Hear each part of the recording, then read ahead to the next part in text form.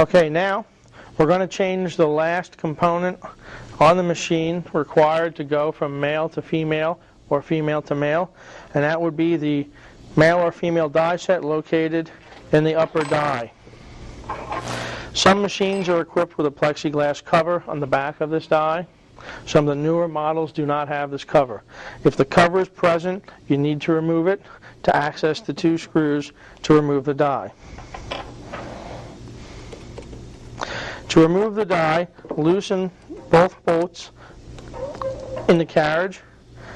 Hold your hand over top of the die. Do not press down. You just want to keep your hand over top, because as you loosen these bolts, this die is spring-loaded, and as you rock it back, it can pop out of the machine. Some of these parts are case-hardened. If the die was to spring out and hit the floor, you may very well crack some of the small components. Remove the bolts completely from the carriage and slide the die assembly out. You then have the male or female die with springs in the die carriage. Remove the die from the carriage, and you will be replacing this die with the appropriate one for the contacts you're crimping. In this demonstration, we're just going to load the same die back into the machine. The dies look very similar. However, on the back of these, I don't know if you can see this. Maybe we can zoom in. Do we have it? Mm-hmm. The dies are etched with the French version of female or male. Also, if you look at the top of the die, the female die has 2 dowel pins centered in the die. The male has 2 extended blocks on the back section. That's also an easy way to identify it. At this point, you also want to clean any debris that's in the die area. There's a little bit of oil here, so I'm going to clean that quickly.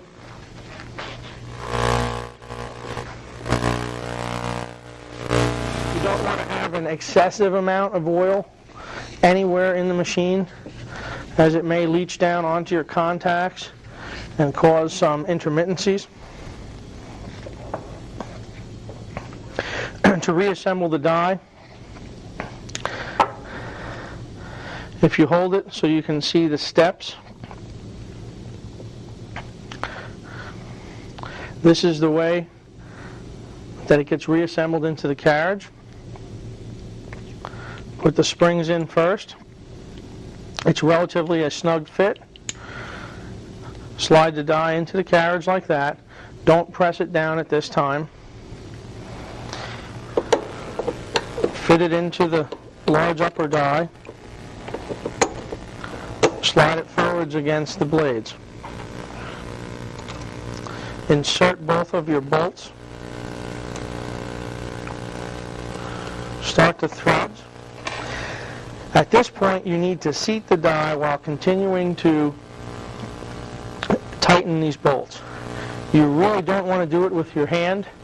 There are some blind pins that will be exposed when the top of this die is pressed down, and they will pierce into your hand if you're not careful. I suggest either a scrap block of material or even a larger Allen key. You press down on the die with that so it's always seated. Run your bolts in, at least one of them until it's snug, and then you can remove pressure on the die. Continue, tighten the other bolt, and then you want to make these fairly snug. Not over tight, but more than finger tight. At this point, we want to check to make sure that the die functions properly. So without pressing the front edge, you want to grab the back of the die so that you're out of the way of these pins. Make sure the first stage of the die works properly, and then also the second stage. And it should be a nice, even motion. There should be no hang-ups. At this point, we're ready to reassemble the machine.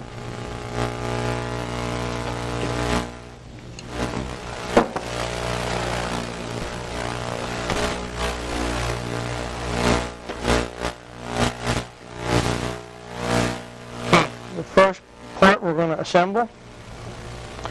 It's going to be the C-shaped die that presses the contacts.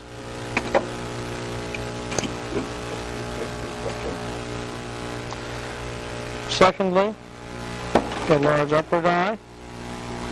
Now, we got lucky, they went right on the springs. You may have to adjust the spring position while setting the die. Just be aware of that.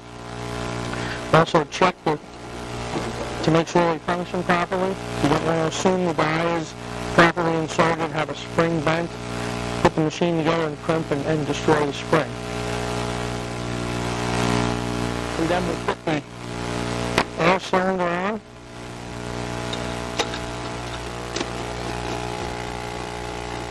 We're going to need to exert some force because everything is spring loaded to get that first bolt started. Tighten that thing down. And then make them nice and firm.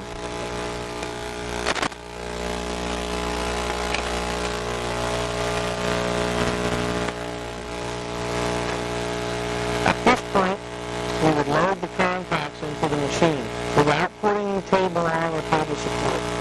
We're going to check to make sure that we get proper crimping. So I'm going to load my female contacts back into the machine. Install the work loader, just as you normally would, making sure that it's seated properly.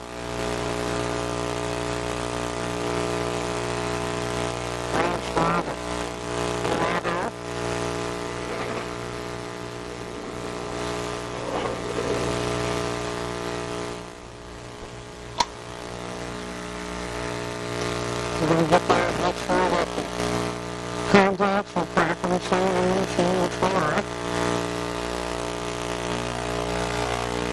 We're going to take the air out.